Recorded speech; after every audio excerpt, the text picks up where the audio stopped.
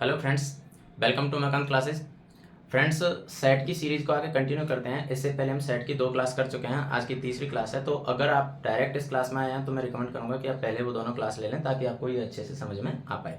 देखो, सेट का हम बेसिक इंट्रोडक्शन कर चुके थे और उसके अलावा हम सेट के रिप्रेजेंटेशन की बात कर चुके थे, तो उस पर आधारित हमने पिछली क्लास में कुछ एग्जाम्पल्स किए थे और आज मैं उन्हीं पर बेस्ड कुछ क्वेश्चंस लेके आया हूँ। तो आज हम ये क्वेश्चंस करेंगे, उसके बाद में हम टाइप ऑफ सेट की बात करेंगे।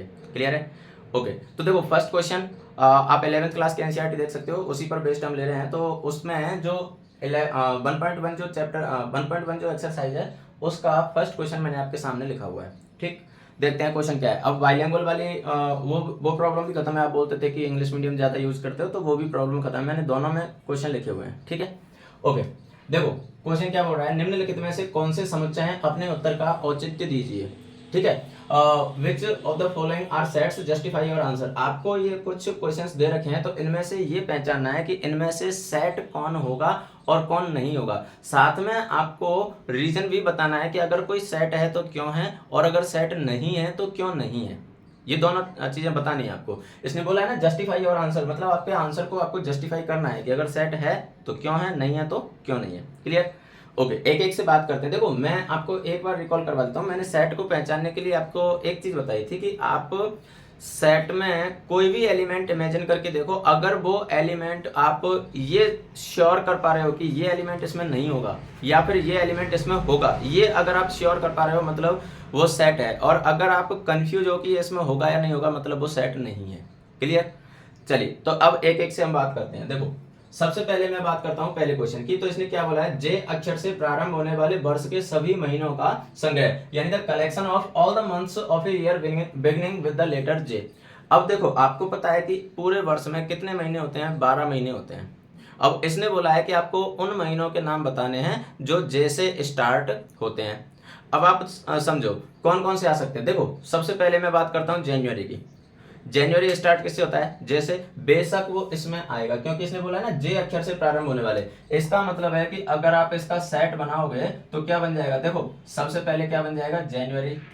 क्या इसमें फेब्रवरी आएगा, क्या नहीं आएगा क्योंकि एफ से स्टार्ट हो रहा है। मार्च आएगा क्या, नहीं आएगा क्योंकि एम से स्टार्ट हो रहा है। अप्रैल आएगा क्या, नहीं आएगा क्योंकि ए से स्टार्ट हो रहा है। अप्रैल के बाद में मई नहीं आएगा क्योंकि एम से स्टार्ट हो रहा है। उसके बाद में जून, जून बेशक जे से स्टार्ट हो रहा है इसलिए जून भी इसमें आएगा। जुलाई भी जे से स्टार्ट हो रहा है तो जुलाई भी आएगा। उसके बाद में अगस्त, अगस्त ए से स्टार्ट होता है। अक्टूबर सितंबर एस से स्टार्ट होता है। अक्टूबर ओ से होता है। नवंबर एन से होता है। दिसंबर डी से होता है। इसके अलावा हमारे पास टोटल 12 महीने थे, तो 12 महीने में से ये 3 महीने ऐसे हैं जो जे से स्टार्ट होते हैं, तो ये तीनों महीने इस सेट के एलिमेंट होंगे और बाकी के नहीं होंगे। अब हम यहाँ पर क्लियर कर पा रहे हैं कि जून इस सेट का एलिमेंट है, दिसंबर नहीं है, मई नहीं है, जुलाई है, अगस्त नहीं है। कहने का मतलब है आप किसी भी एलिमेंट को उठा रहे हो तो उसके बारे में ये श्योर कर पा रहे हो कि इसका सेट का एलिमेंट है या नहीं है, इसलिए ये सेट होगा। क्लियर है? ये सेट होगा, समुच्चय होगा। क्यों होगा, रीजन समझ में आ गया। क्योंकि यहाँ पर आप जस्टिफाई कर पा रहे हो, आप ये रीजन के साथ में बता पा रहे हो कि अगर कोई एलिमेंट हम ले रहे हैं तो वो इसका एलिमेंट होगा या नहीं होगा। क्लियर है? जैसे मान लो आपने नवंबर लिया तो ये नहीं होगा क्योंकि एन से स्टार्ट हो रहा है, जबकि इसने बोला जे से स्टार्ट होना चाहिए, तो इसलिए नहीं होगा। तो इसलिए पहला इसमें सेट होगा। क्लियर है? ओके। सेकंड देखते हैं, भारत के 10 सबसे अधिक प्रतिभाशाली लेखकों का संग्रह। अब यहां पर आप थोड़ा सा ध्यान से देखोगे तो इसने क्या बोला है कि सबसे अधिक प्रतिभाशाली। अब सबसे अधिक प्रतिभाशाली आप कैसे मानोगे, पता ही नहीं है सबसे अधिक प्रतिभाशाली कौन होता है। भाई एक चीज बताऊं, मैं इसको एक सिंपल से एग्जांपल से समझाता हूं। आप ऐसे मान के चलो कि आपकी क्लास में मैंने 2 बच्चे लिए। ठीक, मैंने 2 बच्चे लिए। कौन कौन से, ए और बी, ये 2 बच्चे लिए हैं। और इस ए की जो मान लेते हैं कि 11th क्लास में वो बच्चा है और 10th में ए की जो परसेंट है वो कितनी है, 60% है। और बी की परसेंट है कितनी, 70%। अब मैं पूछूं कि इनमें से इंटेलिजेंट कौन सा है, टैलेंटेड कौन सा है, तो आप बोलोगे कि सर नो डाउट बी इसमें टैलेंटेड है। क्लियर? ठीक है। अगर आपसे पूछा जाए कि बी और सी, आपने 2 बच्चे लिए हैं और उनमें से बी की परसेंट तो कितनी थी, 70% थी, और सी की परसेंट कितनी है, मान लो 80% है। अब मैं पूछूं कि इनमें इनमें टैलेंटेड कौन सा है, तो आप बोलोगे सर सी टैलेंटेड है। और इनमें से अगर मैं कहूं तो मतलब कमजोर कौन सा है, कमजोर कौन सा है? बी। तो अब देखो बी, यहां पर आप क्या बोल रहे हो? बी को कमजोर बोल रहे हो, यहां पर क्या बोल रहे हो? इसे इंटेलिजेंट बोल रहे हो। इसका मतलब क्या है कि ये कंपेयर वाला पार्ट हो गया, ठीक है। मोस्ट टैलेंटेड की बात कर रहे हैं यहाँ पर। मोस्ट टैलेंटेड का मतलब है अब किस रेस्पेक्ट में हम उसे टैलेंटेड माने। हाँ, अगर ये टैलेंटेड की परिभाषा बता देता कि भाई मोस्ट टैलेंटेड मान लो, उसको मान लेते हम जिसने सबसे ज्यादा पोइट्री लिखी हो, या सबसे ज्यादा स्टोरी लिखी हो, या सबसे ज्यादा नॉवेल लिखे हो, उसे मान लें, तब हम शायद बता पाते, है ना। लिटरेचर को देख करके फिर शायद हम बता पाते। या फिर जिसकी बुक सबसे ज्यादा सेल हुई है उसको माने। तो कहने का मतलब कोई ना कोई एक डेफिनेशन यहाँ पर अगर फिक्स कर देते तो हम ये कह सकते हैं। अभी तो हमारे पास बहुत सारे राइटर्स के नाम जैसे मैं आपको बताऊं तो बहुत सारे राइटर्स हैं, और उन राइटर्स में से मैं किसे सेट में लूं किसे नहीं लूं वो हम डिफाइन नहीं कर पा रहे हैं। जैसे फॉर एग्जांपल देखो, क्वेश्चन क्या था? भारत के 10 सबसे अधिक प्रतिभाशाली लेखकों का संग्रह। तो जैसे देखो अभी रिसेंटली जो चल रहा है, जैसे मान लो चेतन भगत की मैं बात करता हूँ, चेतन भगत रिसेंटली चल रहा है, ठीक। उसके बाद में देखो चेतन भगत रिसेंटली चल रहा है बहुत अल्टीमेट, यानी आपको पता है चेतन भगत का वो स्टेटस है, वो नॉवेल्स है 2 स्टेटस, उस पर मूवी बन चुकी है। तो ऑब्वियस सी बात है भाई, उसका 2 स्टेटस नॉवेल इतना पॉपुलर हुआ है कि उस पर मूवी बनी है, तो ऑब्वियस सी बात है कि टैलेंटेड होगा। क्लियर है। जैसे मान लो मैं बात करता हूँ मुंशी प्रेमचंद की। मुंशी प्रेमचंद पुराने लेखक हैं, लेकिन इनको क्या कहते हैं? कलम का जादूगर कहते हैं मुंशी प्रेमचंद को। अब कलम का जादूगर भाई कोई ऐसी तो उपाधि मिली नहीं होगी, कलम का जादूगर तो टैलेंटेड है तभी तो मिली होगी। उसके बाद में आप देखो रस खान, रस खान कितने महान कवि हुए हैं। उसके बाद में जैसे मैं बात करूं कबीर, कबीर के दोहे कितने पॉपुलर हैं आपको पता होगा, है ना। उसके बाद में जैसे क्या नाम है, मीराबाई, मीराबाई के पद कितने फेमस हैं। तुलसीदास। तो कहने का मतलब मैं आपको कुछ जो राइटर्स के नाम बताए हैं वो राइटर्स तो मैंने तो बहुत कम नाम बताए हैं, लेकिन इनमें भी हम ये डिसाइड नहीं कर पा रहे हैं कि हम किसे सबसे ज्यादा बेस्ट माने। भाई चेतन भगत है, आजकल ट्रेंडिंग में चल रहा है, तो क्या इसे बेस्ट माने, या फिर इसे बेस्ट माने जैसे हम कलम का जादूगर कहते हैं, या फिर इसे बेस्ट माने रसखान, रसखान के शायद कविता दोहे या सवैया वगैरह वो उनके बहुत फेमस हुए हैं। कबीर के दोहे, कबीर के दोहे, कबीर अमृतवाणी नाम से आपको पता है बहुत फेमस हुए। तो इनमें से किसको टैलेंटेड माने हम? कहने का मतलब है हम डिसाइड नहीं कर पा रहे हैं कि टैलेंटेड क्या है। हाँ, अगर ये टैलेंटेड वर्ड को डिफाइन कर देता है कि भाई टैलेंटेड हमें उसे मानना है। इसको एक और छोटे से एग्जांपल से समझाता हूँ। मान लो ऐसे तो अगर किसी को लिटरेचर की जानकारी नहीं हो तो उसकी समझ में ये नहीं आ पाए, ऑब्वियस सी बात है, हम मैथ्स वाले बंदे हैं तो हमें लिटरेचर की जानकारी नहीं होगी। मैं इसको दूसरे एग्जांपल से समझाता हूँ। मान लो यही क्वेश्चन ऐसे होता है कि भारत के 10 सबसे अमीर व्यक्तियों का संग्रह, भारत के सबसे अमीर 10 व्यक्तियों का संग्रह। अब सबसे अमीर हम किसे माने भाई? जैसे सबसे अमीर हम किसे माने? जिसके पास सबसे ज्यादा पैसा है। लेकिन सबसे ज्यादा पैसा, अमीर का मतलब एक क्राइटेरिया अगर मान लो फिक्स कर देते, जैसे मान लो मैं कहता हूं कि जैसे जयपुर में अमीर व्यक्तियों का संग्रह, तो जयपुर में अमीर व्यक्ति कैसे हम डिफाइन करेंगे? मान लो मैंने अमीर की डेफिनेशन लगा दी कि भाई जिसके पास खुद का घर है और जिसके पास 3 गाड़ी हैं, चाहे वो 4 व्हीलर हो चाहे 2 व्हीलर हो, 3 गाड़ी हैं, वो अमीर की कैटेगरी में आएगा। तो फिर अब यहाँ पर मैंने सारी चीजें क्लियर कर दी, अगर उसके पास घर है और 3 गाड़ी हैं तब तो वो अमीर है, अदरवाइज तो वो अमीर नहीं है। क्लियर। लेकिन जब तक मैंने ये चीजें डिफाइन नहीं की, ये तो मैंने जस्ट एक एग्जांपल दिया था, अगर जब तक मैं डिफाइन नहीं करूं तब तक मैं कैसे पहचानूं कि वो अमीर है या नहीं है? भाई अमीर तो वो भी होता है जिसके पास दोनों टाइम को खाने को है, बस वो अमीर है। बाकी तो किसी का पेट नहीं भरता। बाकी तो फिर अंबानी भी दौड़ में लगा हुआ है ना। अंबानी भी भाई आगे निकलने की दौड़ में लगा हुआ है। तो फिर अमीर तो हम किसे कहें? अमीर का मतलब जब हम उनकी डेफिनेशन फिक्स कर देते हैं। देखो यहाँ पर वो नहीं चलेगा कि जैसे भाई अमीर अंबानी के पास इतना पैसा है तो वो तो अमीर, ऑब्वियस सी बात है वो तो अमीर हो गई। मैथमेटिक्स में सारी चीजें चलती हैं एक फिक्स क्राइटेरिया से, ठीक है। तो हमको वो क्राइटेरिया पता होना चाहिए। जब यहाँ पर इसने क्राइटेरिया नहीं दिया है, इसका मतलब सीधा सा है कि ये क्या नहीं होगा बेटा, सेट नहीं होगा। क्लियर है? आई होप कि समझ में आया होगा कि सेट क्यों नहीं होगा। क्लियर है? ओके। उसके बाद में देखो थर्ड, देखो विश्व के सर्वश्रेष्ठ 11 बल्लेबाजों का संग्रह। अब देखो वापस वही बात आ गई कि सर्वश्रेष्ठ बल्लेबाज। अब सर्वश्रेष्ठ बल्लेबाज किसे माने? क्या रोहित को माने? क्या कोहली को माने? या फिर जैसे क्रिकेट का भगवान कहते हैं सचिन तेंदुलकर, उसे माने? देखो मैं मैच नहीं देखता हूँ, नो डाउट मैं मैच नहीं देखता हूँ, तो मुझे इंटरनेशनल क्रिकेटर्स के बारे में उतनी ज़्यादा नॉलेज नहीं है। अगर आप लोग मैच देखते हो तो आपको पता होगा कि कौन सबसे ज़्यादा अच्छे बैट्समैन है। तो नो डाउट बैट्समैन बहुत ज़्यादा अच्छे होंगे, लेकिन जरूरी नहीं है कि बहुत अच्छे बैट्समैन है वो हर मैच में ही उतना ही अच्छा खेले। क्लियर है? जैसे सचिन तेंदुलकर को क्रिकेट का भगवान कहते हैं, तो क्या वो ऐसा है कि हर मैच में ही सेंचुरी लगाएं? ऐसा तो जरूरी नहीं है भाई। कई बार ऐसा भी हुआ होगा कि वो बहुत कम रन पर ही आउट हो गए हो। तो कहने का मतलब है कि सर्वश्रेष्ठ बल्लेबाज हम किसे माने, कोई क्राइटेरिया फिक्स नहीं है। जैसे यहाँ पर नहीं था कि सबसे अधिक प्रतिभाशाली लेखक, तो सिमिलरली यहाँ पर भी तो सर्वश्रेष्ठ 11 बल्लेबाज हम किसको माने, किसको इस कैटेगरी में रखें और किसको नहीं रखें, हमें नहीं पता। तो जहां पर कंफ्यूजन क्रिएट होता है वो क्या नहीं है, क्या नहीं है बेटा, सेट नहीं है। क्लियर है। तो अभी तक हमने 3 क्वेश्चन किए हैं, 3 में से केवल पहला सेट था, बाकी ये दोनों सेट नहीं थे।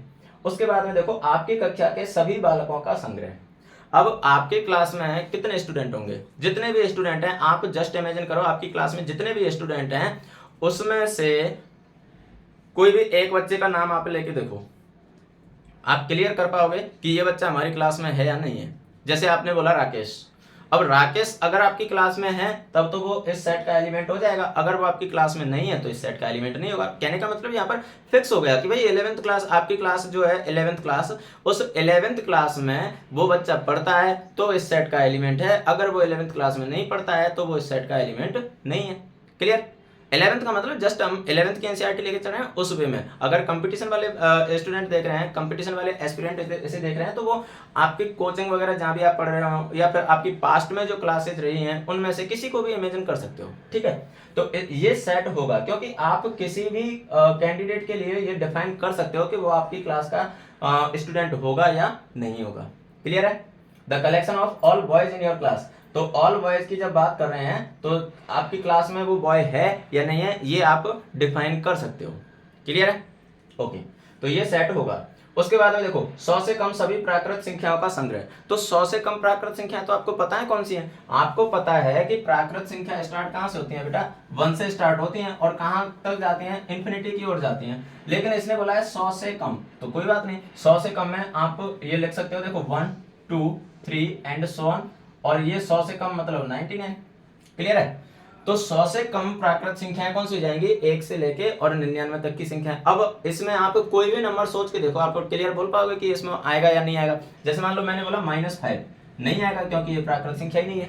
क्लियर है। जैसे मान लो मैंने बोला 107, नहीं आएगा क्योंकि इसने बोला है 100 से कम, जबकि 107 क्या है, 100 से ज्यादा है। क्लियर है। जैसे मैंने बोला 0, नहीं आएगा क्योंकि प्राकृत संख्या नहीं होती है 0। तो आप किसी भी नंबर के लिए ये बोल पा रहे हो कि वो 100 से कम प्राकृत संख्याओं के समुच्चय में आ रहा है या नहीं आ रहा है। तो इसलिए ये भी क्या होगा, ये भी समुच्चय होगा, संग्रह होगा। ठीक है, सेट होगा। क्लियर है। ओके, उसके बाद में देखो लेखक प्रेमचंद द्वारा लिखित उपन्यासों का संग्रह। अभी मैंने आपको बताया था प्रेमचंद के बारे में, जिसे कलम का जादूगर कहते हैं। तो उन्होंने बहुत सारे उपन्यास लिखे हैं। अब बहुत सारे उपन्यास लिखे हैं तो उनका संग्रह तो हम बहुत आसानी से कर सकते हैं भाई। जैसे मान लो मैं कहूं कि कंकाल इस सेट का एलिमेंट होगा क्या, नहीं होगा क्योंकि कंकाल प्रेमचंद ने नहीं लिखा। अब आप ये मत सोचना कि हमें तो पता ही नहीं है कि प्रेमचंद ने कौन से उपन्यास लिखे, मत होने तो पता। मान लो प्रेमचंद ने 4 उपन्यास लिखे, कौन से, A B C और D, हमें नहीं पता, लेकिन ये 4 लिखे हैं तो हमें इतना तो पता है कि ये 4 ही इस सेट के एलिमेंट होंगे, बाकी नहीं होंगे। क्लियर है। तो जैसे अगर आप इसका सेट बनाना चाहो तो देखो, क्योंकि मैं तो प्रेमचंद का बहुत बड़ा फैन हूं, मुझे राइटिंग का शौक है, तो मैंने उनके सारे उपन्यास पढ़े हुए हैं, इसलिए मुझे पता है। ठीक है, बाकी नहीं है पता तो कोई बात नहीं, उसके नाम जानकारी होना जरूरी नहीं है, हमें तो यहाँ पर यह पता होना चाहिए कि उनके उपन्यासों का संग्रह समुच्चय होगा या नहीं होगा। तो अब देखो उन्होंने कौन कौन से लिखे हैं। जैसे उनका सबसे ज्यादा जो पॉपुलर है वो गबन और गोदान, ये सबसे ज्यादा पॉपुलर है, गबन और गोदान। उसके बाद में सेवा सदन, हाँ सेवा सदन। उसके बाद में रंगभूमि,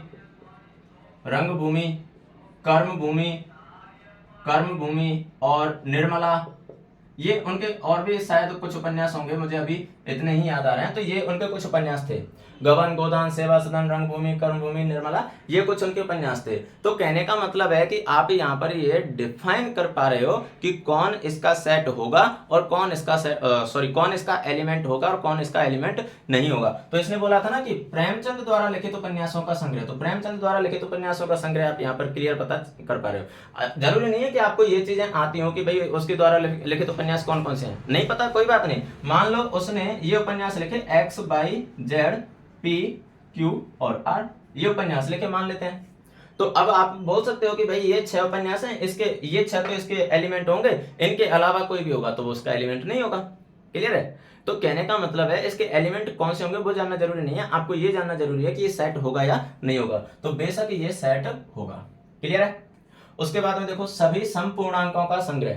अब संपूर्णांक तो आपको पता है कौन से होते हैं, भाई पूर्णांक, पहले तो आपको पूर्णांक पता होना चाहिए। देखो इनको मैं मिटा देता हूँ। पहले तो आपको पूर्णांक पता होना चाहिए। तो पूर्णांक क्या होते हैं? माइनस इन्फिनिटी से प्लस इन्फिनिटी की ओर जो नंबर जाते हैं वो कौन से होते हैं? पूर्णांक होते हैं। ठीक है, -1 -2 -3 एंड सो ऑन, 0 और 1 2 3 ये सारे के सारे क्या होते हैं? पूर्णांक होते हैं। अब देखो जैसे पूर्णांक को जब आप लिखते हो तो पूर्णांक कैसे लिखते हो? 0 +-1 +-2 +-3 +-4 +-5 एंड सो ऑन, यही लिखते हो। अब इसने क्या बोला है? सभी सम पूर्णांकों का संग्रह। तो सम पूर्णांक कौन से होते हैं? जो 2 से डिविजिबल हो, ठीक है, 2 से जिसमें पूरा पूरा भाग चला जाए। तो सम पूर्णांक कौन से आ जाएंगे? इसके लिए सेट बन जाएगा, देखो 0 +-2 +-4 +-6 एंड सो ऑन, ये सम पूर्णांक हो गए। अब आपको पता है इनमें से कोई भी एलिमेंट आप उठाओगे तो आप क्लियर चेक कर सकते हो कि ये इसका एलिमेंट होगा या नहीं होगा। कैसे? जैसे मान लो आपने पूछा +-4 इसका एलिमेंट है या नहीं है? बिल्कुल है, क्योंकि सम है। +-1 इसका एलिमेंट है या नहीं है? नहीं है, क्योंकि ये क्या है? विषम है। तो इसलिए जब आप यहाँ पर डिफाइन कर पा रहे हो कि कौन इसका सेट होगा, कौन इसका एलिमेंट होगा, कौन नहीं होगा, तो इसका मतलब ये सेट होगा। आगे एंड सो ऑन मैंने इसलिए लगाया, किसने बोला? सभी समपूर्णांकों का संग्रह। तो पूर्णांक इनफाइनाइट होते हैं, समपूर्णांक भी इनफाइनाइट होंगे, ठीक है, तो इसलिए समपूर्णांक इनफाइनाइट होंगे, तो फिर मैंने इनफाइनाइट के लिए आगे एंड सो ऑन लगा दिया। ठीक है, इस टाइप के जो सेट होते हैं इनको हम कहते हैं इनफाइनाइट सेट, जो हम आगे टाइप ऑफ सेट में पढ़ने वाले हैं। ठीक है, इनफाइनाइट सेट, अपरिमित समुच्चय। ठीक है, उसके बाद में देखो इस अध्याय में आने वाले प्रश्नों का संग्रह। अब आपको पता है कि इस चैप्टर में कितनी एक्सरसाइज हैं और कितने क्वेश्चंस हैं। उन क्वेश्चंस का अगर मैं कलेक्शन करता हूं तो वो सेट बन जाएगा। क्यों बन जाएगा? क्योंकि आपको पता है कि कोई भी रैंडमली कोई भी क्वेश्चन आप उठाओ तो आप ये डिफाइन कर सकते हो कि यहाँ पर ये इस सेट का एलिमेंट होगा या नहीं होगा। जैसे फॉर एग्जांपल मैं इसी की बात करता हूँ, ये जो क्वेश्चन नंबर 1 जो हम सॉल्व कर रहे हैं, ये इस सेट का एलिमेंट है क्या? बिल्कुल है, क्योंकि इसी चैप्टर में आ रहा है। क्लियर? अगर मैं पूछूं कि आपसे पूछ लिया कि 8p6 इसकी वैल्यू बताओ, नहीं आएगा। ये इस सेट में क्यों नहीं आएगा? क्योंकि ये किस में से है? पीएनसी वाले चैप्टर में से है, परम्यूटेशन एंड कॉम्बिनेशन में से। क्लियर? तो कहने का मतलब है कि यहां पर भी आप डिफाइन कर पा रहे हो कि कोई भी एलिमेंट इसमें आएगा या नहीं आएगा, तो इसलिए ये भी क्या होगा बेटा? सेट होगा। क्लियर? उसके बाद में बात आ जाती है विश्व के सबसे अधिक खतरनाक जानवरों का संग्रह। ये तो कोइंसिडेंटली वही क्वेश्चन आ गया जो मैं सेट को जब समझा रहा था तो मैंने एग्जाम्पल के तौर पे लिया था। तो ये सेट नहीं होगा। क्यों नहीं होगा? क्योंकि उस टाइम भी मैंने आपको ये चीज समझाई थी कि सेट क्यों नहीं होगा। देखो इसने बोला है सबसे अधिक खतरनाक। अब सबसे अधिक खतरनाक हम किसे माने? भाई सभी अपने अपने वे में सबसे अधिक खतरनाक हैं। भाई जैसे अगर मैं बात करूं लायन की, शेर की बात करता हूं, बहुत डेंजर है भाई, बहुत डेंजर है। लेकिन अगर मैं बात करूं कोबरा की, तो कोबरा भी बहुत डेंजर होता है ना। लेकिन अगर मान लो मैं बात करूं टाइगर की, तो क्या टाइगर कम डेंजर होता है? लेकिन कहने का मतलब है विश्व में तो बहुत अलग अलग तरीके के जानवर हैं, उनको भी छोड़ो। अगर मान लो आपको फीमेल एनाफिलीज जो मॉस्किटोज होता है, मादा एनाफिलीज जो मच्छर होता है, वो काट ले, मलेरिया हो जाए, और मान लो मलेरिया से आपकी डेथ हो जाए, तो उसमें भगवान ना करे, लेकिन मान लेते हैं हम जस्ट एन इमेजिन, है ना। तो मान लेते हैं कि उसकी उससे डेथ हो जाए अपनी, तो उससे क्या होगा? वो अपने लिए डेंजर हो गया। तो कहने का मतलब सबसे अधिक खतरनाक हम किसे माने? डिसाइड ही नहीं कर पा रहे हैं। डिसाइड नहीं कर पा रहे हैं तो इसका मतलब है कि ये भी सेट नहीं होगा। जहां पर हम डिसाइड नहीं कर पाते हैं वहां पर सेट नहीं होता है। तो ये पहला क्वेश्चन था जिसमें कुछ एग्जांपल्स थे जहां पर आपको ये चेक करना था कि वो सेट होगा या नहीं होगा। क्लियर है? तो आई होप कि ये चीजें आपको क्लियर हो गई होंगी। अब हम चलते हैं क्वेश्चन नंबर 2 पर। देखिए फ्रेंड्स, सेकंड क्वेश्चन क्या बोला है? सेकंड क्वेश्चन में मान लीजिए a = 1 2 3 4 5 एंड 6, आपको एक सेट दिया हुआ है A। उसके बाद में बोला है रिक्त स्थानों में उपयुक्त प्रत्येक एप्सिलॉन अथवा एप्सिलॉन नॉट भरिए। अब एप्सिलॉन क्या है? मैं आपको ऑलरेडी बता चुका हूं कि कोई भी एलिमेंट अगर किसी सेट में है तो उसके लिए क्या आता है? बिलोंग्स टू आता है। ठीक है, और बिलोंग्स टू के लिए हम किसका यूज करते हैं? एप्सिलॉन का। ठीक है, और अगर कोई एलिमेंट उस सेट में नहीं है तो उसके लिए क्या आता है? Does not belongs to. तो डज नॉट बिलोंग्स टू के लिए क्या आता है? एप्सिलॉन नॉट आता है। ठीक, तो अब ये क्वेश्चन है आपके सामने, let a = 1 2 3 4 5 and 6, insert the appropriate symbol epsilon और epsilon not in the blank spaces. अब आपको ये क्वेश्चन दे रखे हैं, टोटल 6 क्वेश्चन है। अब इसमें मुझे नहीं लगता कि कुछ भी ऐसा समझाने वाला है। अगर इनमें से कोई भी नंबर इसमें सेट में है तो एप्सिलॉन आ जाएगा, सेट में नहीं है तो एप्सिलॉन नॉट आ जाएगा। तो इसमें कोई ज्यादा प्रॉब्लम वाली बात है नहीं। देखो जैसे ये 5 है और ब्लैंक स्पेस है और ए है, तो ए तो सेट हो गया। क्या 5 इस सेट का एलिमेंट है? बिल्कुल है सर। तो अगर 5 है इसका मतलब यहाँ क्या आ जाएगा? एप्सिलॉन आ जाएगा। क्लियर? आप यहाँ पर देखो 8, क्या इसमें कहीं भी 8 दिखाई दे रहा है? नहीं दिखाई दे रहा, नहीं दिखाई दे रहा, तो इसलिए यहाँ पर क्या आ जाएगा? एप्सिलॉन नॉट आ जाएगा, क्योंकि 5 बिलोंग्स टू ए, 5 ए में है, 8 डज नॉट बिलोंग्स टू ए, 8 ए में नहीं है। सिमिलरली 0 के लिए चेक करो, 0 इसमें नहीं है, अगर 0 नहीं है तो फिर यहाँ पर क्या आ जाएगा? डज नॉट बिलोंग्स टू, यानी एप्सिलॉन नॉट आ जाएगा। अगर 4 की बात करें तो 4 तो इसमें है, अगर 4 है तो यहाँ पर एप्सिलॉन आ जाएगा, यानी 4 बिलोंग्स टू ए। क्लियर? 2 की बात करते हैं तो 2 भी है इसमें, इसलिए क्या आ जाएगा? एप्सिलॉन आ जाएगा, 2 बिलोंग्स टू ए। ठीक, उसके बाद में 10 की बात करते हैं तो देखो इसमें 6 तक है, 10 नहीं है, तो इसलिए यहाँ क्या आ जाएगा? डज नॉट बिलोंग्स टू आ जाएगा। क्लियर? तो ये सेकंड क्वेश्चन था जो बहुत ही ज्यादा नॉर्मल था, इसमें कोई ऐसी ज्यादा प्रॉब्लम वाली बात थी ही नहीं। क्लियर? तो आई होप कि सेकंड क्वेश्चन तो आपको अच्छे से समझ में आ गया होगा। अब हम देखते हैं थर्ड क्वेश्चन। देखो थर्ड क्वेश्चन में क्या बोला है? निम्नलिखित समुच्चयों के रोस्टर फॉर्म में लिखिए। आपको सेट बिल्डर फॉर्म दे रखी है और आपको रोस्टर फॉर्म लिखनी है इनकी। Write the following set in roster form, यानी ये जो सेट दे रखे हैं आपको, इनकी रोस्टर फॉर्म आपको लिखनी है। तो देखो मैं इसको इरेज कर देता हूं सेकंड क्वेश्चन को, और थर्ड क्वेश्चन का जो सॉल्यूशन है वो एक एक करके हम इसके ऊपर ले लेंगे। ठीक है? अब देखो रोस्टर फॉर्म में हम क्या करते हैं? रोस्टर फॉर्म में हम उनके एलिमेंट लिखते हैं, जबकि सेट बिल्डर फॉर्म में क्या होता है? उन एलिमेंट में क्या रिलेशन है वो आपको दिया जाता है। क्लियर? तो अब देखो यहां पर आपको सेट बिल्डर फॉर्म में पहला क्वेश्चन क्या दे रखा है? a equals to x such that x एक पूर्णांक है और -3 से 7 के बीच में है। ठीक है? -3 less than x less than 7। ठीक है? x such that x is an integer and -3 less than x less than 7। अब यहाँ पर आप एक चीज ध्यान रखना, जैसे जो आपके पास इंटीजर होते हैं, जैसे -4, -3, -2, -1, 0, 1, 2, 3, 4, 5, 6, 7, 8 एंड सो ऑन।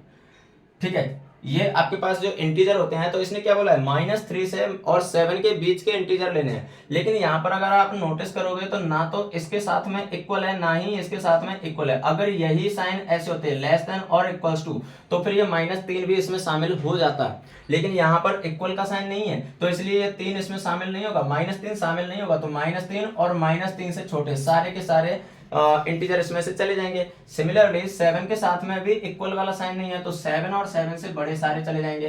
तो अब देखो आपके पास ये सेट क्या बचा? तो इस सेट के लिए आपके पास रोस्टर फॉर्म होगी -2, -1, 0, 1, 2, 3, 4, 5 एंड 6। ये आपके पास इसकी रोस्टर फॉर्म आ चुकी है। देखो इसने क्या बोला था कि x जो है वो -3 से 7 के बीच में लाई करेगा। ठीक है? -3 से 7 के बीच में लाई करेगा, लेकिन दोनों बाउंड्री वाली जो लिमिट है इसकी वो शामिल इसमें नहीं होंगी। तो बाउंड्री वाली लिमिट अगर शामिल नहीं होगी, मतलब ना तो -3 शामिल है इसमें, ना ही 7 शामिल है इसमें, तो इसलिए -3 भी शामिल नहीं है, 7 भी शामिल नहीं है, और इन दोनों के बीच में जो इंटीजर है वो इस सेट के एलिमेंट होंगे। क्लियर है? तो ये था बेटा आपका फर्स्ट क्वेश्चन। आई होप कि समझ में आपको अच्छे से आ गया होगा। ठीक है? सेकंड क्वेश्चन देखो, x सच दैट x संख्या 6 से कम एक प्राकृत संख्या है। प्राकृत संख्या बोला है। क्लियर है? प्राकृत संख्या कहां से स्टार्ट होती है? 1 से स्टार्ट होती है, और 6 से कम बोला है, तो इसका मतलब सीधा सा है कि 1 से लेके 5 तक इसमें नंबर आ जाएंगे। x such that x is a natural number less than 6, तो 6 से छोटे जो नेचुरल नंबर होते हैं वो इसमें आ जाएंगे। इसलिए बी सेट के जो एलिमेंट होंगे वो जाएंगे 1, 2, 3, 4 एंड 5। अगर यही क्वेश्चन ऐसे हो जाता, x सच दैट x संख्या 6 से कम या बराबर, अगर यही ऐसे हो जाता कम या बराबर एक प्राकृत संख्या है, तो फिर इसमें 6 भी शामिल हो जाता। लेकिन इसने क्लियर बोला 6 से कम, 6 से कम मतलब यह 5 तक सीमित रह जाएंगे। क्लियर? ओके, थर्ड क्वेश्चन देखते हैं। x सच दैट x 2 अंकों की ऐसी प्राकृत संख्या है जिसके अंकों का योगफल 8 हो। अब देखो अंकों का योगफल 8 के लिए आप ऐसी संख्या ढूंढ सकते हो। देखो कैसे ढूंढ सकते हैं, लेकिन इसने क्लियर बोला है 2 अंकों की होनी चाहिए। अब यहां पर बच्चे एक जो गलती करते हैं वो क्या करते हैं, देखो एक गलती क्या करते हैं, जैसे इसमें 08 को भी शामिल कर लेते हैं। बेटा ये शामिल इसमें नहीं होगा, क्यों नहीं होगा?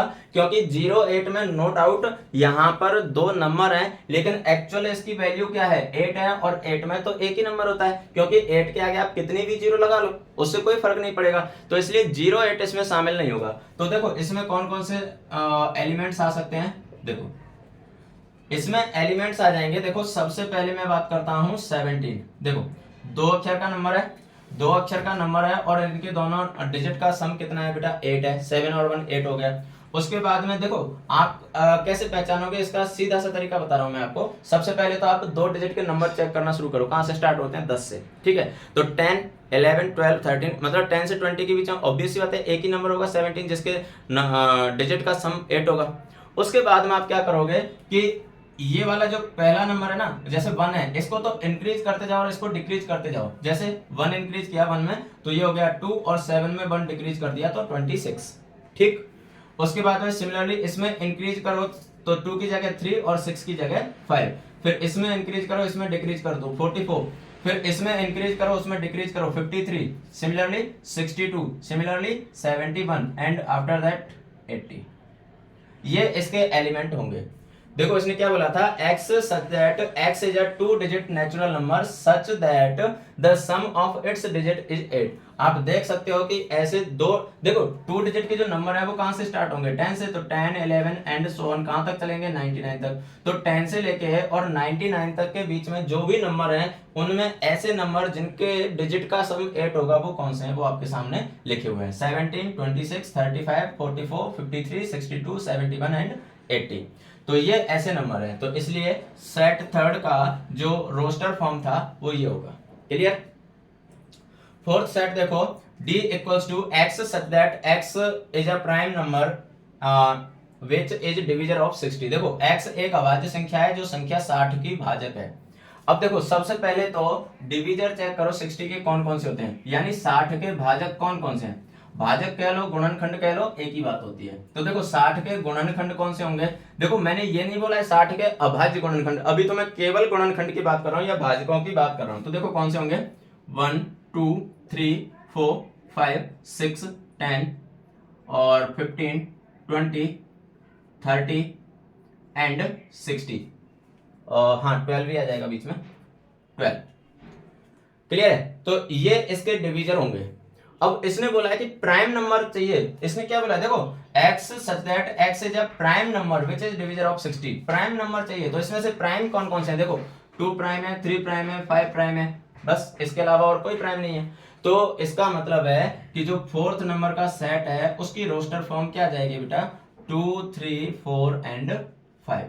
ये इसकी रोस्टर फॉर्म होगी, क्योंकि इसने प्राइम नंबर बोला था। ठीक है, सॉरी 4 नहीं आएगा इसमें, 4 नहीं आएगा क्योंकि 4 तो कंपोजिट नंबर होता है। तो 2 3 एंड 5। क्लियर है, 2 3 एंड 5, क्योंकि 6 इसका डिवीजर है लेकिन 6 कैसा है, कंपोजिट है। 7 इसका डिवीजर है नहीं। उसके बाद में प्राइम नंबर की अगर हम बात करें तो 7 के बाद में आता है 11, वो भी नहीं है, 13 भी नहीं है, 17 भी नहीं है, 19 भी नहीं है, 23 भी नहीं है। तो कहने का मतलब है ऐसे जो प्राइम नंबर भी हैं और 60 के डिवीजर भी हैं वो एलिमेंट कौन से होंगे, 2 3 एंड 5।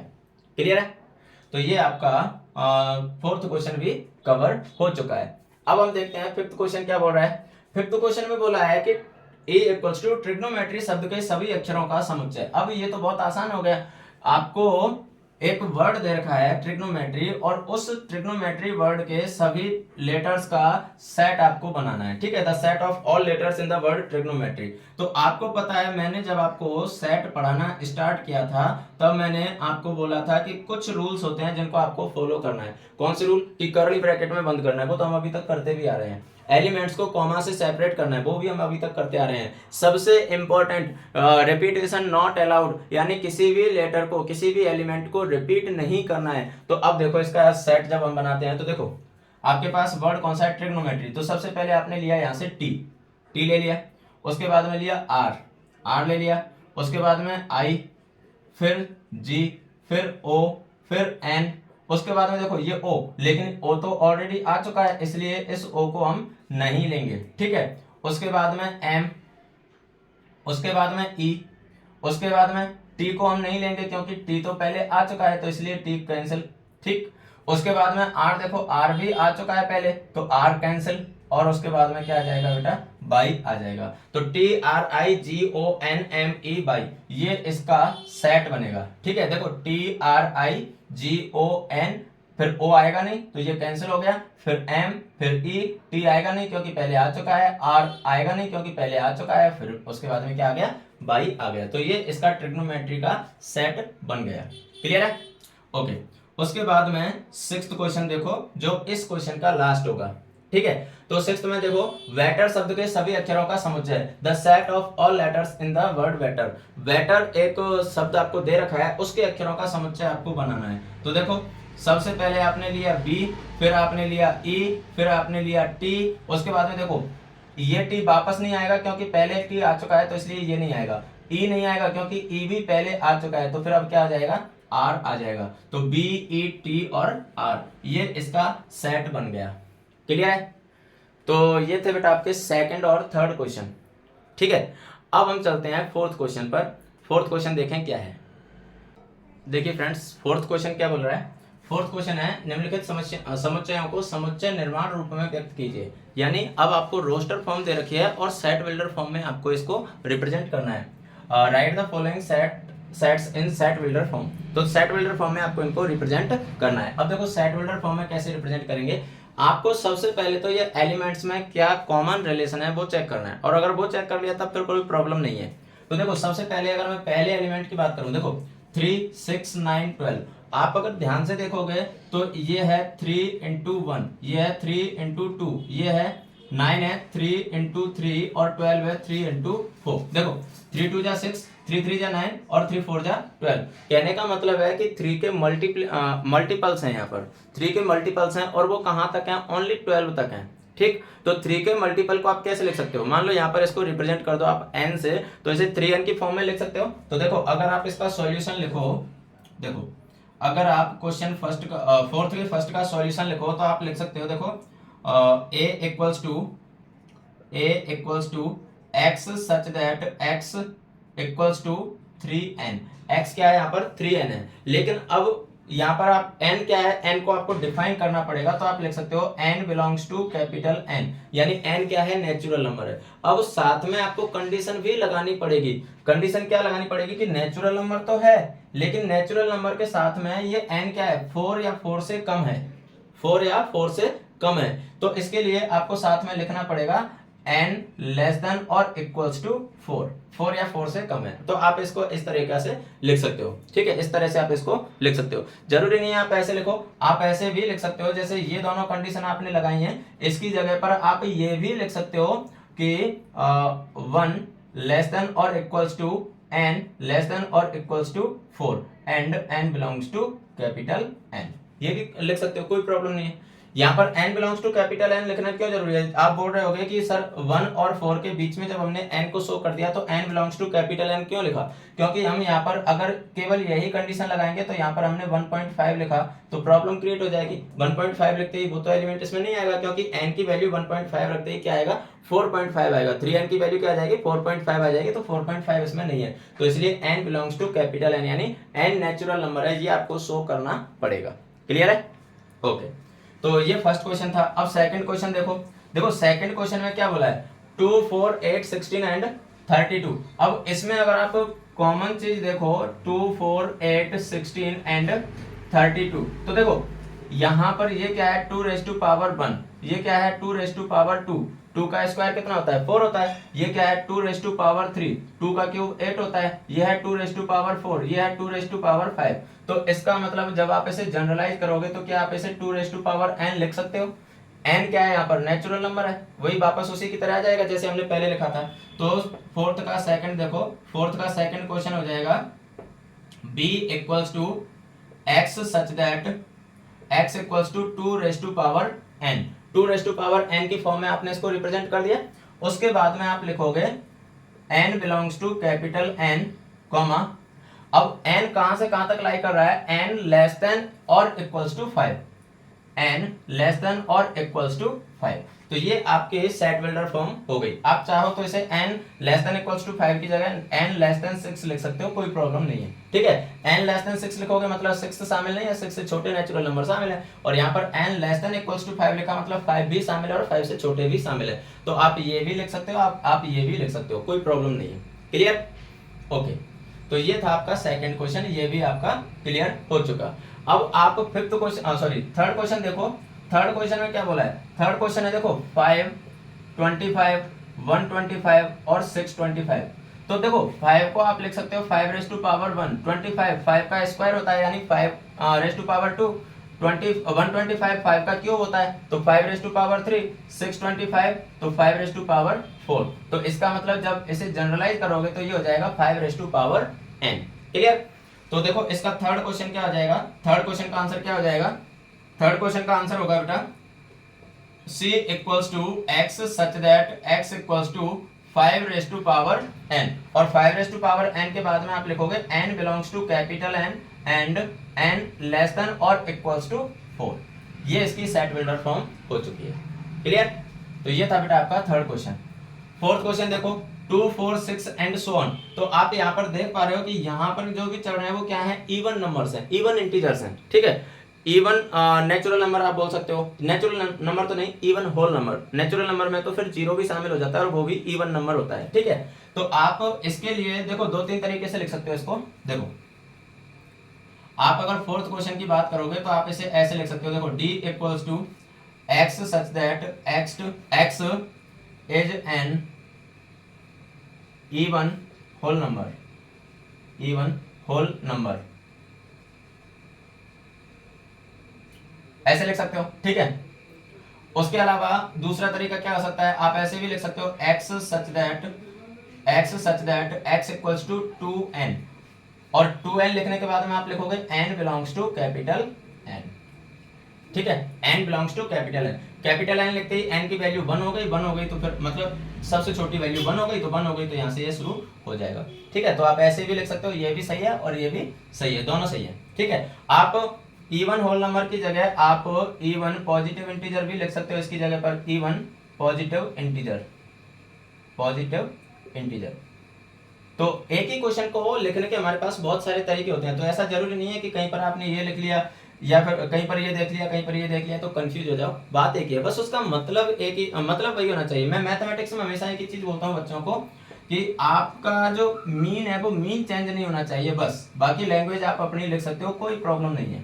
ठीक, तो ये फोर्थ क्वेश्चन था। फिफ्थ देखें 1, 4, 9 एंड सो ऑन और अप टू 100। तो देखो फिफ्थ क्वेश्चन देखो, अगर मैं इसको यहां पर लिखूंगा तो देखो ये है 1, 4, 9 एंड सो ऑन और ये कहां तक है? Up to 100। देखो 1 क्या है?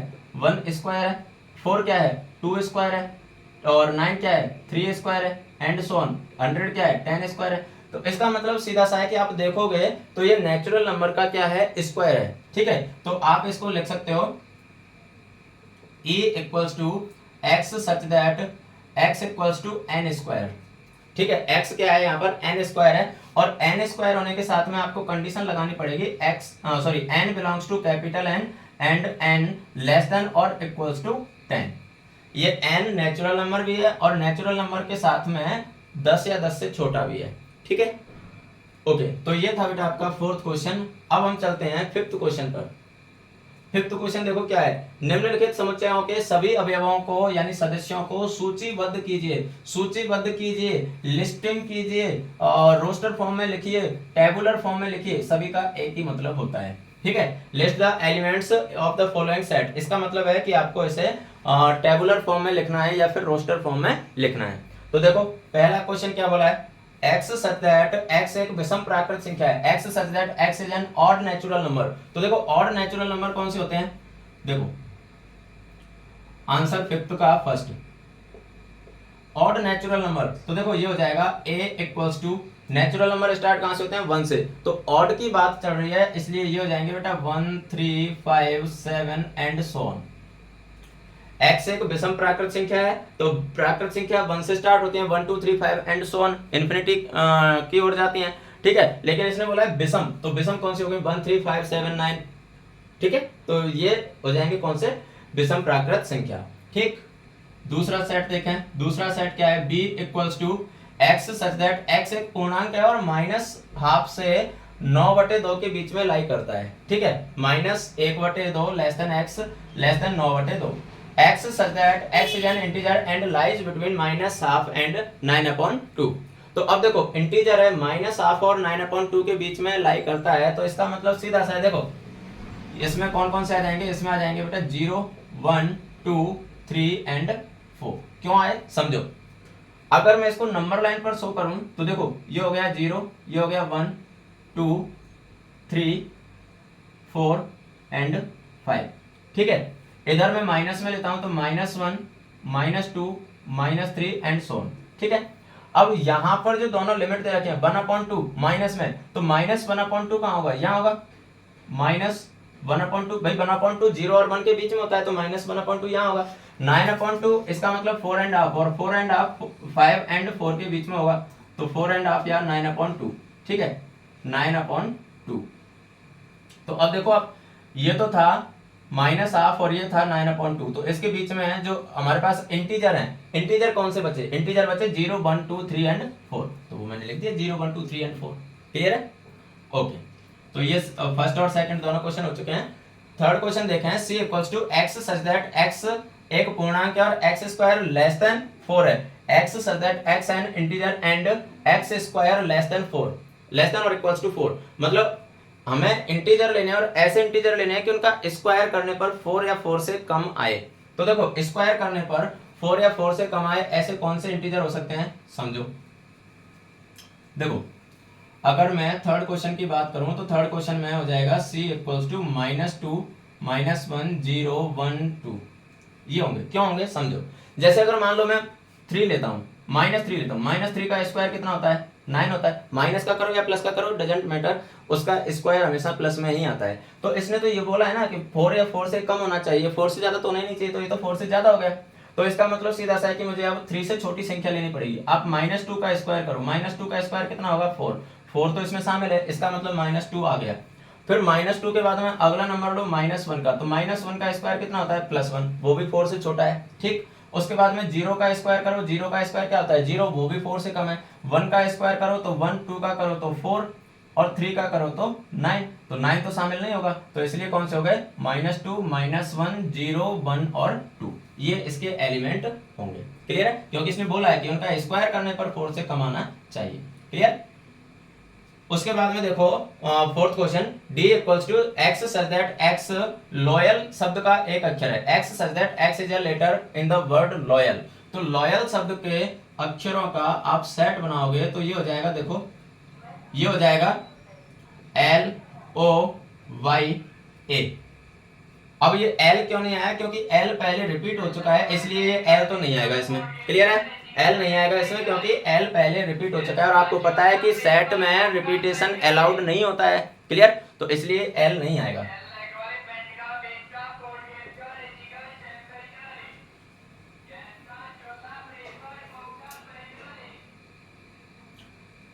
तो ये देखो आपका फोर्थ क्वेश्चन हो चुका है। उसके बाद में फिफ्थ देखो, E equals to x such that x वर्ष का ऐसा महीना है जिसमें 31 दिन नहीं होते हैं। X such that x is a month of year not having 31 days.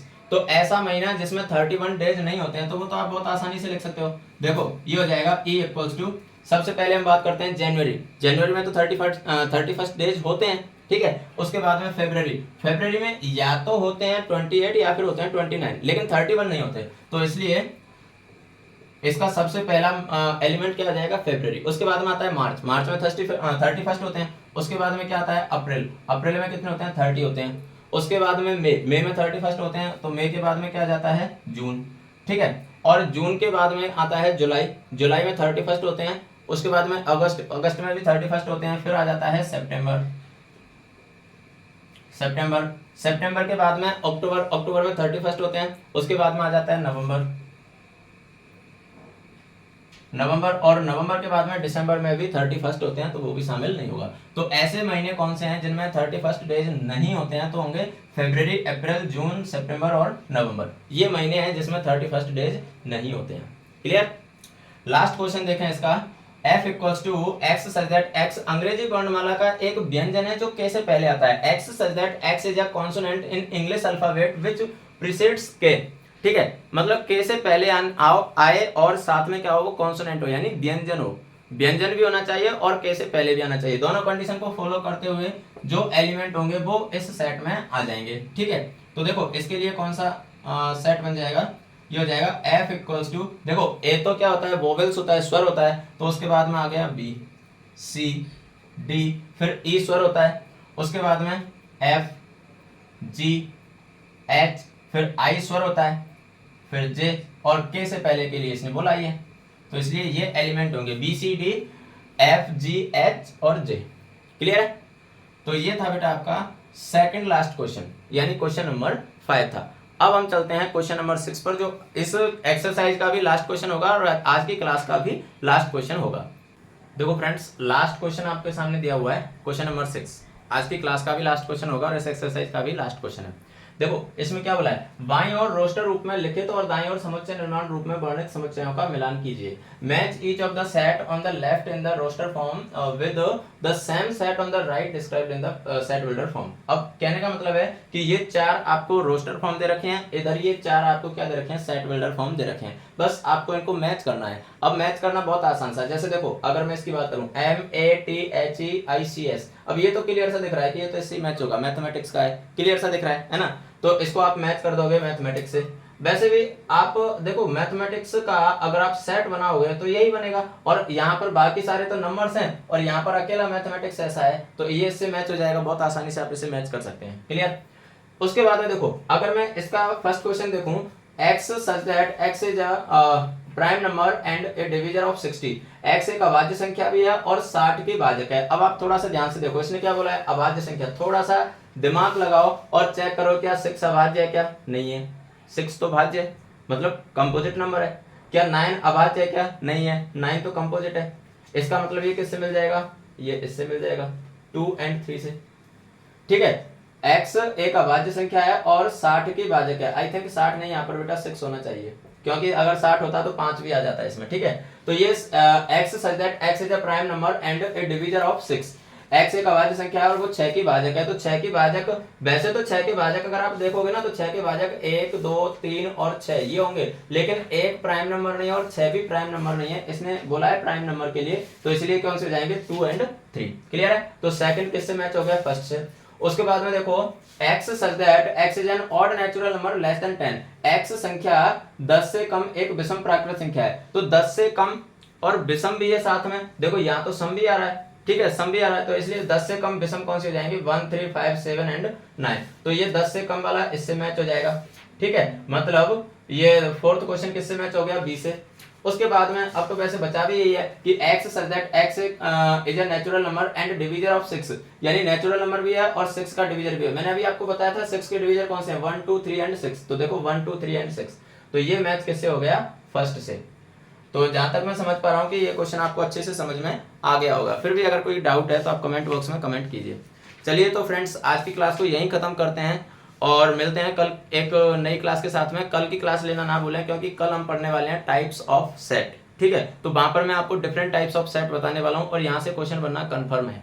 ठीक है, तो इसलिए कल की क्लास लेना ना भूलें और तब तक के लिए अपनी तैयारी जारी रखें। चलिए तो आज की क्लास को खत्म करते हैं और मिलते हैं कल एक नए जोश, नए जुनून, नई एनर्जी के साथ में और एक नए कंसेप्ट के साथ में। तब तक के लिए हंसते रहिए, मुस्कुराते रहिए, पढ़ते रहिए, खेलते रहिए और सफलता की ओर बढ़ते रहिए। Bye bye, thank you.